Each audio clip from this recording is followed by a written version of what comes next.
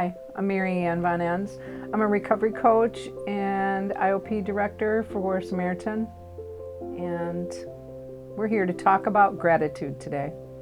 And I hope some of these questions will help you. Hi, I'm Tracy. I'm the counselor here, co-worker with Maryanne and facilitator of IOP. Today we want to cover some concepts on gratitude, especially with it being November and Thanksgiving coming up, and focusing on what we're grateful and thankful for. So today we're going to start out by asking Maryanne a couple of questions. Can gratitude help repair relationships damaged by addiction? Absolutely.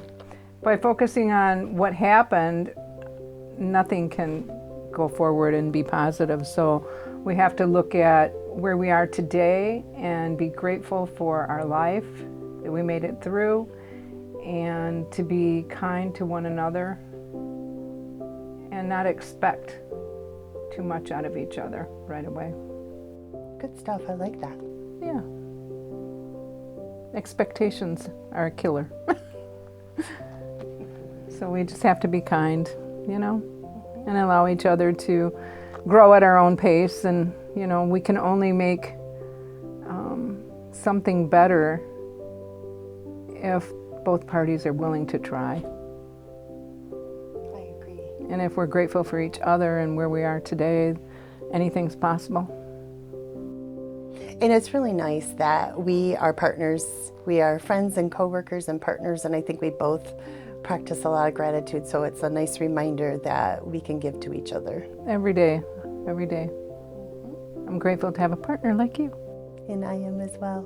How can someone start feeling grateful even when life is really hard? Yeah, that's hard. I think that we have to give ourselves grace. And I think that sometimes we have to just be open to start wherever we are. Sometimes it is literally like, I am grateful for waking up today. I am grateful for having food in my tummy. I think that if you're not used to speaking of gratitude, you have to kind of start small and say it in a way that really applies to you and it makes sense.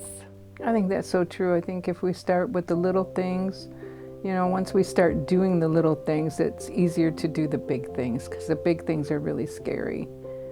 And really what happens is when we start doing the little things, we find out that those little things were really big and they were in the way.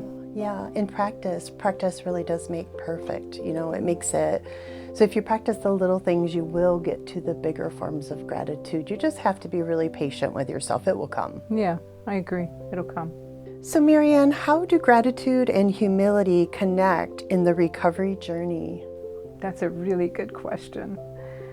I think humility is really a big part of recovery.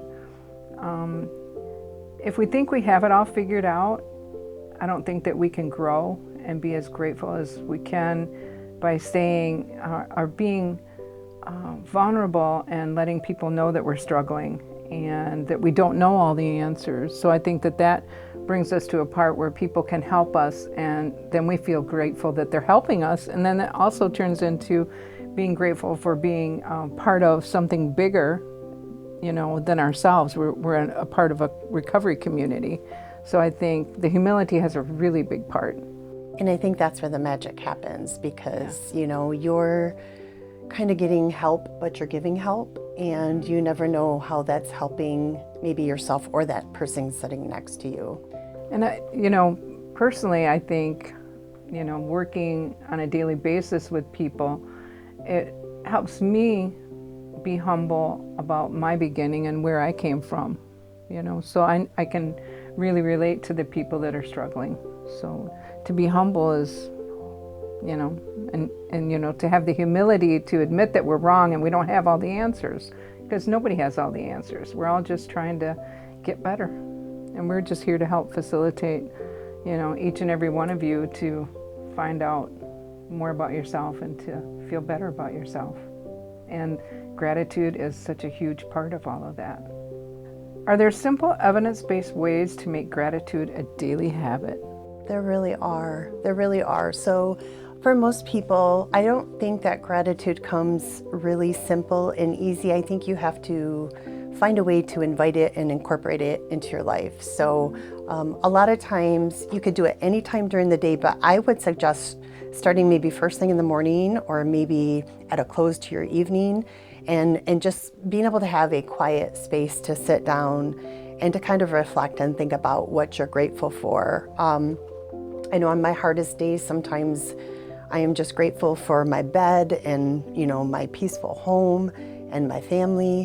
One other thing I wanted to share is one really good technique for gratitude and building a gratitude routine is something that Maryanne and I had learned.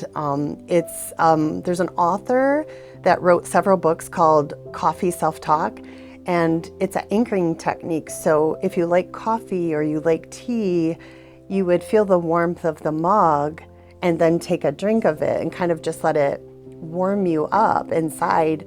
And then you would reflect on what you're grateful for. So it's making an anchor. It's making a solid reminder to yourself of the good feelings that you have while you're saying what the gratitude is. That's so true. Probably my favorite technique out of hundreds. Mine too. And there's another little thing to go with that is if somebody's having a hard day, particularly hard day, there's no reason why you can't stop what you're doing and go to a quiet place and restart your day. That's really important. And I know that that's helped quite a few people. Mm-hmm. And, sometimes it's just a little break, like you said. If you can, sometimes I'll come into my office and I'll turn my lights low. I'll just take a couple deep breaths. And it's amazing to me how that grounds me and centers me. And I feel like, yep, I'm okay. I can do this. Yeah. How can gratitude be shared or encouraged in a group setting? That's a really good question because I think we do that every day. We do. Every day. Mm-hmm. And I think by being real, we come into the group and we don't put any air on. We just come in as this is who we are, and we have to be real and share our own struggles, along the way. So I think that makes everybody feel that they can, and I think they're really grateful that we are so real, that they can just come in and be who they are. And, if we didn't share some of our struggles and how it makes us more human, we're all human, but how it makes us more human to err and to be victorious over them, that in itself, I think people can be grateful for, that they can stumble and fall and get back up and keep going forward. Mm-hmm. Nobody's perfect. And in our groups, we always share that we are always cheering people on because we know that some days are really hard. Yeah. And we have to share with them, we have to share this struggle. We have to share the struggle in order to praise them and give them encouragement when they're victorious over the stumble, over the what am I looking for? The struggle? The struggle, yeah, the struggle. The struggle is real. Mm-hmm. How's that? It mm-hmm. is. And it's real for everybody, not just people in addiction. Us in our position, we have struggles every day too, but, we help each other through it, just like we help everybody in the group through it. Yes, we do. How do you stay grateful when everything feels like it's falling apart?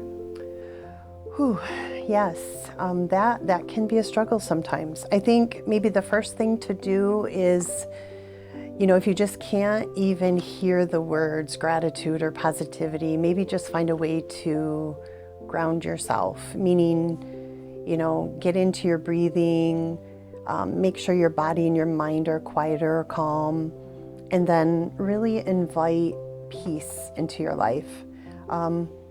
I know what really is helpful for me is maybe listening to peaceful, quiet music, visualizing or imagining peaceful places.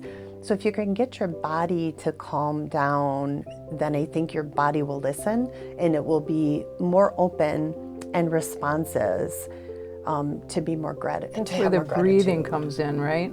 So if we breathe and calm ourselves down, then we can visualize all that. Yeah, and we're not saying to be fake. You know, there is such a thing as it looking a little too toxic. You know, and we're not like hearing bad news from somebody and just telling them to have gratitude. You know, we're sitting alongside them to say, even in tough times, you know, we can find something, even if it's a tiny little morsel, we can find something, you know, to have gratitude for, to be grateful for. We're very small in this universe, and it's a reminder that we have to keep putting one foot in front of the other, and we have to keep practicing. And sometimes they just want us to be quiet and just sit with them and listen. And that's okay. That And works that's too. okay. It's great. It's a great day to be sober.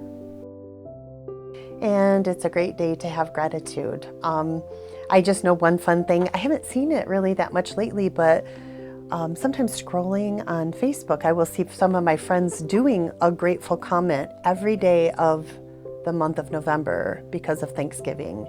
So, you know, there's no right or wrong way to do it.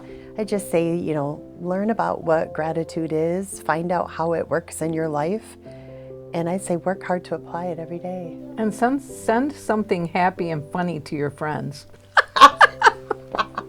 That always works. We do that.